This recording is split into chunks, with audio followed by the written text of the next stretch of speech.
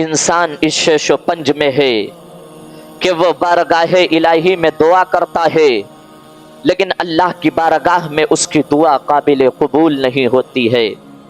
انسان روتا ہے، انسان چلاتا ہے، اور وہ کہتا ہے کہ آخر ہمارے اندر کون سی کمی ہے جس کی وجہ سے بارگاہ الہی میں ہماری دعا قابل قبول نہیں ہو رہی ہے، جس کی وجہ سے ہماری دعا قابل قبول نہیں ہو رہی ہے، اللہ کی بارگاہ میں ہماری دعا مقبول نہیں ہو رہی ہے۔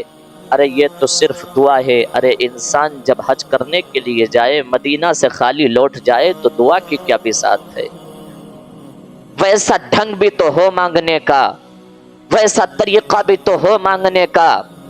ایک خاتون حضرت بابا فرید الدین گنج شکر کے پاس آئی اور کہنے لگی، حضور ہماری بیٹیاں جوان ہیں، نکاح کے لیے پیسے نہیں ہیں۔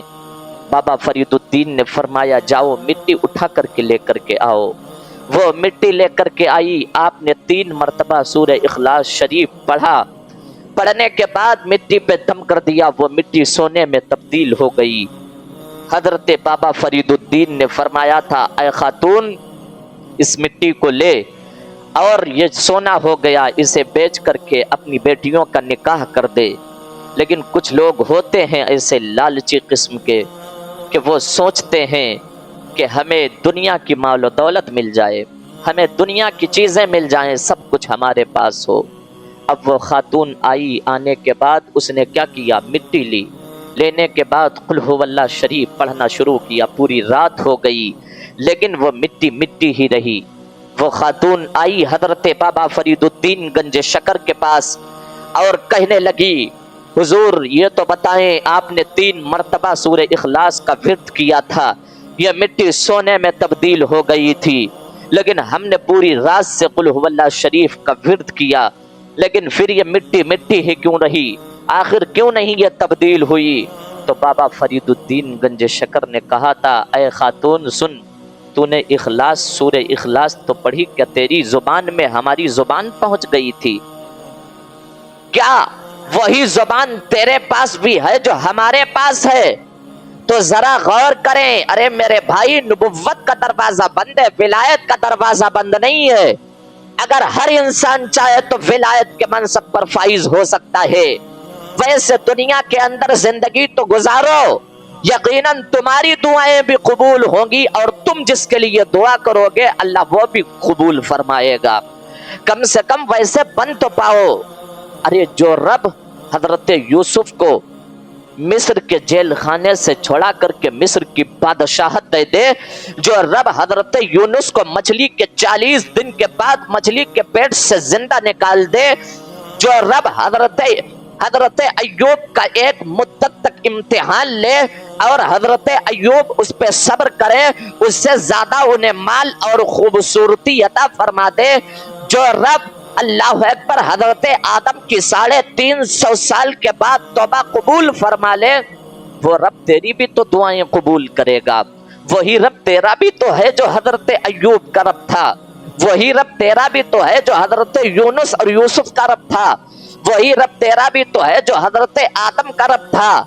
جب ان کی دعائیں بارگاہ الہی میں قبول ہو گئیں، ارے مصر کے جیل خانے سے چھوڑا کر کے بادشاہت عطا فرما دی، تو تیری دعا کیوں نہیں قبول کرے گا؟ ڈھنگ تو ہو مانگنے کا۔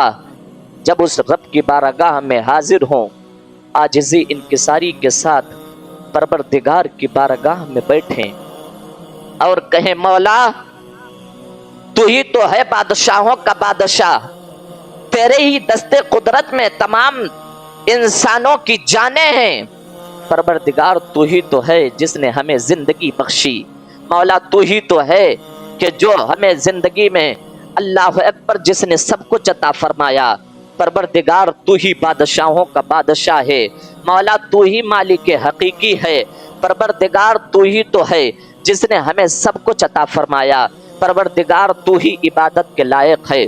اس کی تعریف کریں اور اس کے پیارے حبیب کا وسیلہ بنائیں۔ اللہ کی عزت کی قسم کھا کے کہتا ہوں، جب تم مصطفیٰ کا وسیلہ بناؤ گے، آقا کو وسیلہ بناؤ گے، تو تمہارے ہاتھ نیچے بعد میں ہوں گے، اللہ تیری دعاؤں کو پہلے مقبول فرما لے گا۔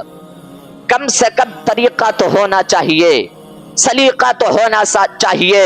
ہم دنیا سے اگر بے رغبتی اختیار کر لیں، اگر ہم اپنے دل کو دنیا کی طرف مائل نہ کریں، ہم اپنے دل کو صرف اس مالک حقیقی کی طرف جھکائیں جس رب نے ہمارے دل کو بنایا ہے فقط اپنے اور اپنے محبوب کی محبت کے لیے، اگر ہم اس رب کی بارگاہ میں خلوص و للہیت کے ساتھ ہاتھوں کو اٹھائیں تو یقیناً وہی تو فریاد سننے والا ہے، وہی تو اپنے بندوں کی مدد کرنے والا ہے، وہی تو ہم سے ہماری 70 ماؤں سے زیادہ پیار کرنے والا ہے۔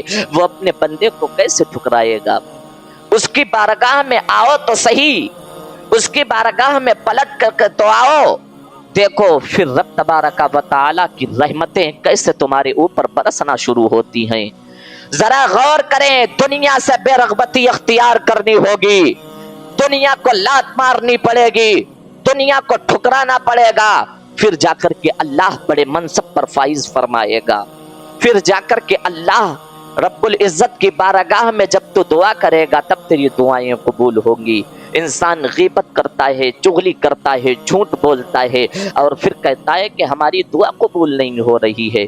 کیسے دعا قبول ہوگی؟ ارے جس زبان کو رب نے بنایا تھا اس کے ذکر کو، اس نے اپنے ذکر کے لیے، جس دل کو بنایا تھا اس نے اپنی محبت کے لیے، اس دل کو تو نے آوارہ کر دیا۔ جس زبان پہ رب کا ذکر ہونا چاہیے تھا، مصطفیٰ کا کلمہ ہونا چاہیے تھا، اس زبان سے تو نے گالیاں شروع کر دی۔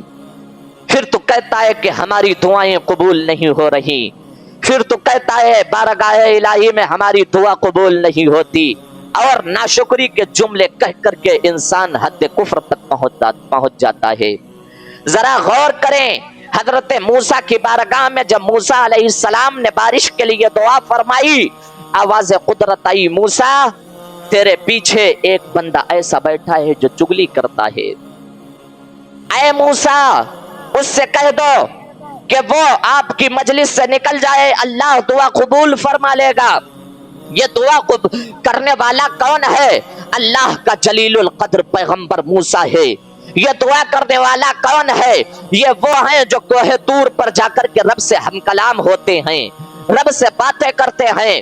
یہ اللہ کا اتنا جلیل القدر پیغمبر جب دعا کر رہا ہے قبول نہیں ہو رہی ہے، کس لیے؟ تاکہ پیچھے چغل خور بیٹھا ہے، جو چغلی کرتا ہے وہ بیٹھا ہے۔ موسیٰ علیہ السلام کھڑے ہو گئے اور کہا تم میں سے جو چغلی کرتا ہے وہ ہماری مجلس سے نکل جائے۔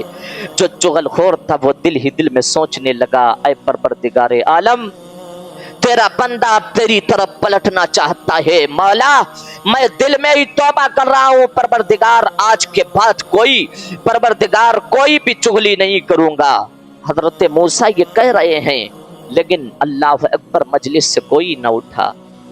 پھر ذرا غور کریں، حضرت موسیٰ علیہ السلام نے پھر دعا فرمائی، اللہ اکبر، بارگاہ الہی میں دعا قبول نہ ہوئی۔ حضرت موسیٰ نے کہا بتاؤ تم میں سے کون ہے جو چغلی کرتا ہے وہ نکل جائے یا اس کا ہاتھ پکڑ کر کے نکالوں۔ پھر اس نے سچے دل سے دل ہی دل میں روک کر کے بارگاہ الہی میں توبہ کی، اللہ نے اس کی توبہ کو قبول فرما لیا۔ موسیٰ اسے نکال رہے ہیں، رب نے ارشاد فرمایا موسیٰ اسے نہ نکالو، پہلے یہ ہمارا نافرمان بندہ تھا، اب یہ ہمارا دوست ہو گیا ہے۔ موسیٰ نے عرض کیا مالک یہ کیسے ہوا؟ اللہ نے فرمایا موسیٰ اس نے دل ہی دل میں سچی توبہ کر لی ہے اور میں بندوں کی توبہ کو قبول کرنے والا ہوں۔ اے موسیٰ ہم نے اس کی دعا کو قبول فرما لیا، اس نے سچے دل سے توبہ کر لی ہے۔ اے موسیٰ اب یہ ہمارا نافرمان نہیں بلکہ یہ ہمارا دوست بن گیا ہے۔ ارے اپنے رب کی طرف توبہ تو کرو سچی، اپنے مالک حقیقی کی طرف پلٹ کر کے تو آؤ، یقیناً آج بھی وہ تمہاری توبہ کو قبول کرے گا اور تمہیں اعلیٰ منصب پر فائز فرما دے گا، تمہاری دعائیں بھی قبول ہوں گی، تم جس کے لیے دعا کرو گے اللہ اس کے حق میں بھی دعا قبول فرمائے گا۔